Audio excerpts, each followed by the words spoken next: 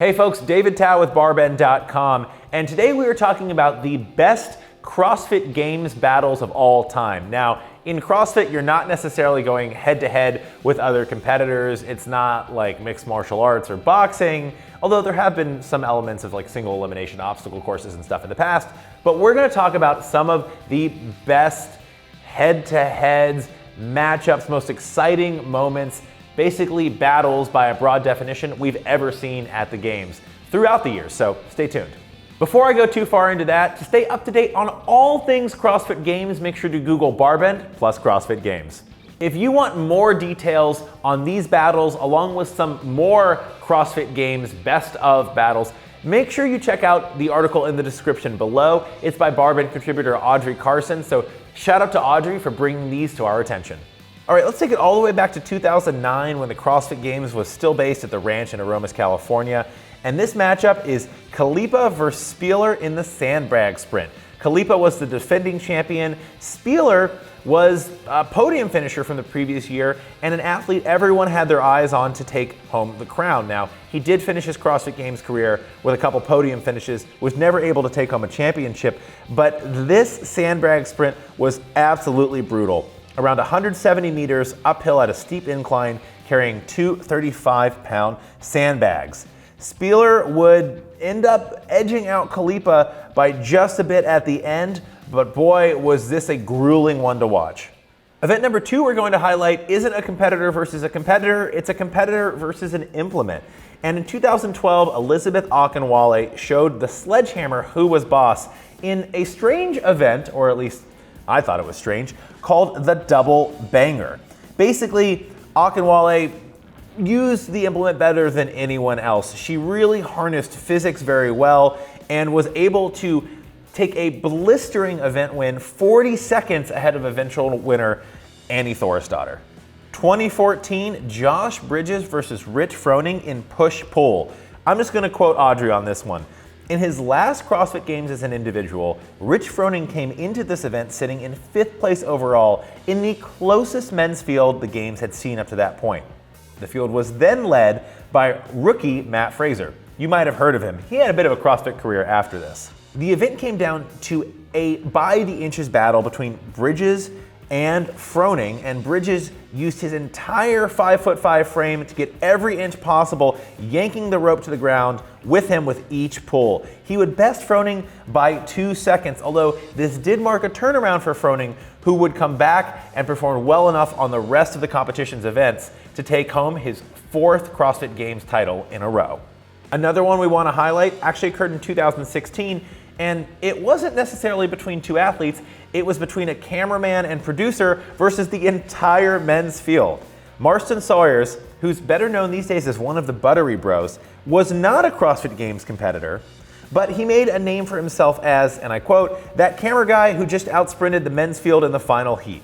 Sawyers didn't have the fatigue of sprinting the first few field lengths, much less competing in the events prior, but it takes a super fit human to keep up with the likes of Matt Fraser at any level of fatigue, and Marston was able to do this while operating a camera and following the competitors across the field in the final leg of their sprints.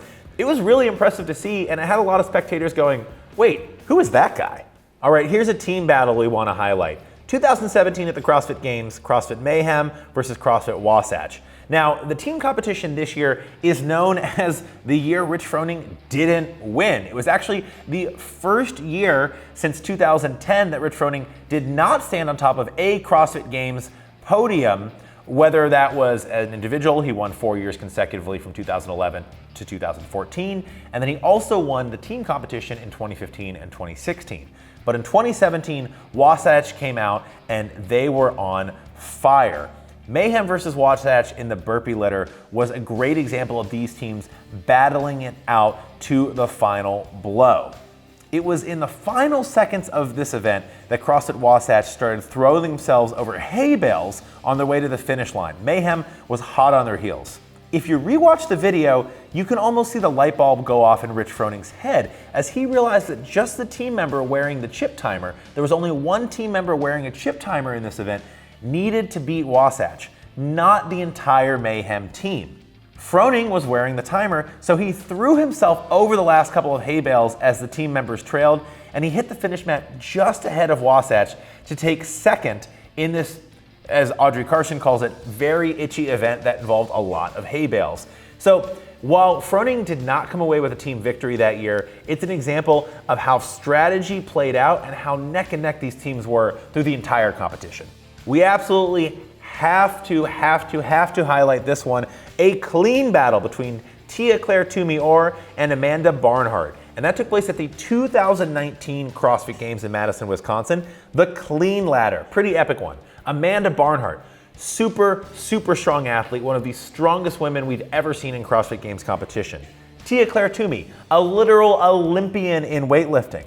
This one was really interesting because it was an ascending ladder of cleans, and basically the athletes went sequentially until everyone but one lifter was knocked out.